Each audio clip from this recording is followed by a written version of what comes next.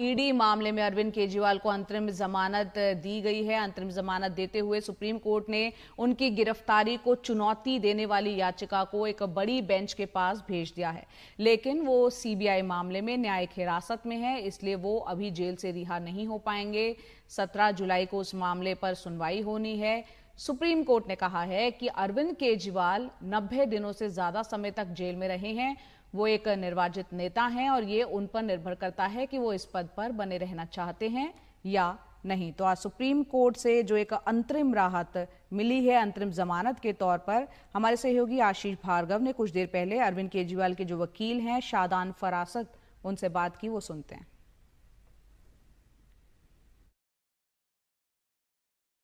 कितना बड़ा फैसला आप मानते हैं? पीएमएलए में अब ये बोल दिया गया है, सुप्रीम कोर्ट ने बोल दिया सिर्फ इंटेरोगेशन के आधार पर गिरफ्तारी नहीं हो सकती।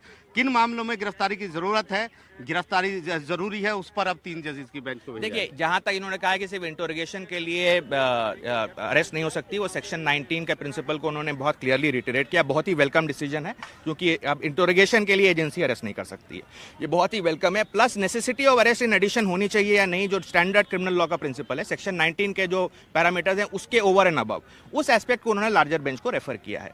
तो उस पर भी डिसीजन आ जाएगा तो फिर चीजें क्लियर हो जाएंगी।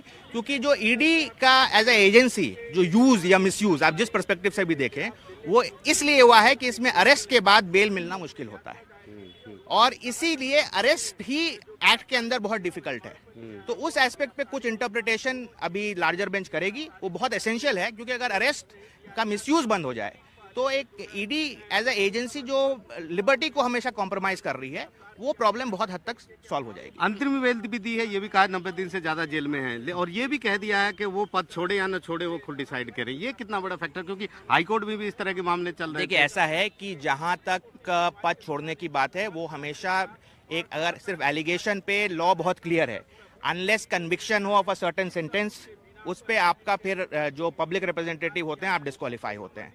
उसके शॉर्ट में जब तक एलिगेशन है, everybody is innocent unless proven guilty. अभी सिर्फ केस फाइल हुआ है, अभी पूरा ट्रायल चलना है, और अरविंद ने बहुत क्लियरली ये कह दिया है कि जहां तक उनके पर्सपेक्टिव से मामला है, ये बिल्कुल एक कंस्ट्रक्टेड केस है, ये फैब्रिकेटेड केस है, ये पॉलिटिकली टारगेटिंग का केस है।